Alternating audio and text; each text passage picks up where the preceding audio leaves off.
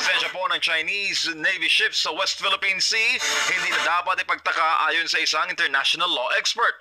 Si Daniela Paulite sa report. Kamakailan ay nagpahayag ng pagkabahala si President Ferdinand Marcos Jr. sa presensya ng Chinese Navy sa West Philippine Sea at ang ginagawa nitong electronic communications interference o jamming sa mga barko ng Pilipinas. Pero para sa international law expert na si Attorney Harry Roque, hindi na dapat ipagtaka ang presensya ng Chinese Navy ships sa West Philippine Sea, gayong pumayag ang Pilipinas sa Amerika na magkaroon ng joint patrol dito. Naturalan niya nagagamit ang China ng Navy ships dahil gumagamit din ng gray ships ang Amerika. Na habang pumapayag tayo sa joint patrol na ang ginagamit ng mga Amerikano ay Navy ships, huwag tayong maalarma na gumagamit din ng Navy ships ang mga Chino. Bakit tayo magtataka ngayon? Bakit tayo maalarma? Ginagawa din po natin yon. Bagamat kakaunti lang ang Navy boats natin, hinahayaan natin yung Navy boats ng mga Amerikano, Australian at mga Hapon na gawin din ang ginagawa ng mga Chinese Navy boats. Sa tingin ni Roque, nagkakaroon ng proxy war sa pagitan ng Amerika at China. Anya, stepping stone lang ng Amerika ang Pilipinas para sa interes nito sa China. Inungkahin niya na ipagpatuloy ang pakikipagkaibigan sa China kung ayaw natin ng dahas sa agawan ng teritoryo sa West Philippine Sea. Habang pinaiinit natin, iinit po yan. Hindi naman po pwede nang gagatong na tayo sa apoy ang magresulta lalamig o parang magpipris. Habang ginagatungan ng apoy, lalala po yan.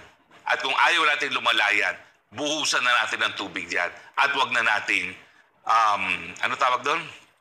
Palakihin pa ang apoy. Muli namang nanindigan si Pangulong Marcos sa pagtatanggol sa soberanya ng bansa sa West Philippine Sea sa kanyang talumpati sa Australia at sinabing hindi nito hahayaan ang mga dayuhan na makuha ang anumang bahagi ng teritoryo ng bansa. Samantala, Senator Amy Marcos naiintindihan ang hinaing nila dating Pangulong Rodrigo Duterte at Pastor Apollo C. Quiboloy sa administrasyon. Narito ang balita ni Troy Gomez.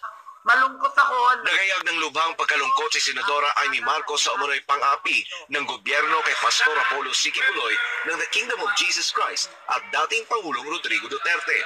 Sa isang press briefing sa Senado, binanggit ng nakatatandang kapatid ni Pangulong Bongbong Marcos ang kontribusyon ni Duterte at Pastor Apollo sa administrasyon.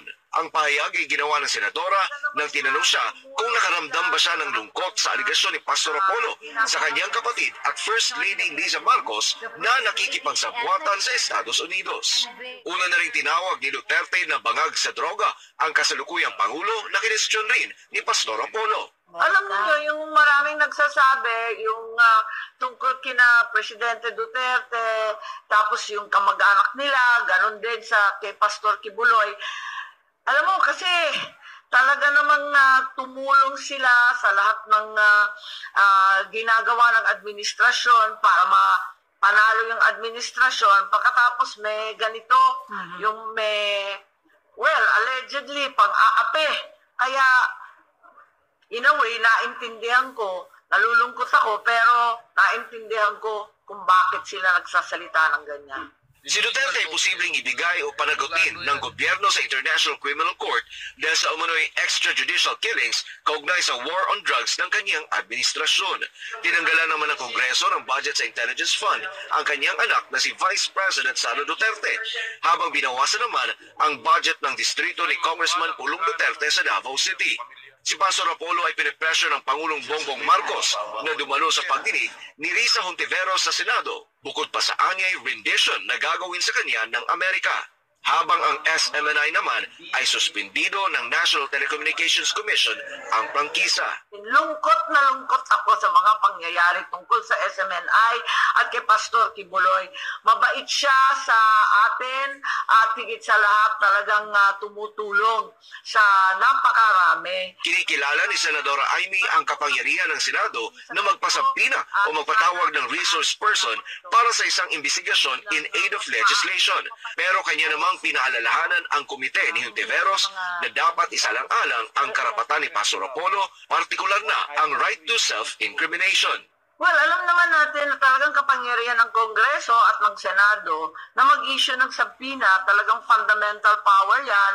Pero alalahanin natin na kinakailangan bigyan ng substantive and procedural due process at saka yung karapatan against self-incrimination.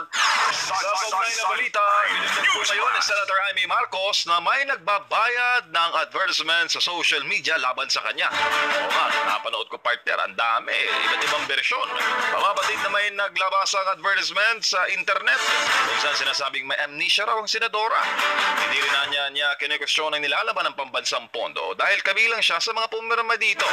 Ayon kay Senator Amy, posibleng nasa likod ng paid SOCMED ads ay yung mga takot mawalan ng higit 26 million pesos sa Kapos ang Kita Program o AKAP.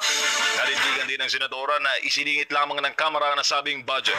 Sinabi pa ng presidential sister na ang paid ads laban sa kanya ay walang pinagkaiba sa paid advertisements na isinusulong ng People's Initiative para sa charter change. Sa huli, nakiusap ito sa mga nasa likod ng paid ads na huwag na siyang paaksayahan pa ng pera bagkus ipamahagi na lamang ang ginagastos na budget sa mga nangangailangan.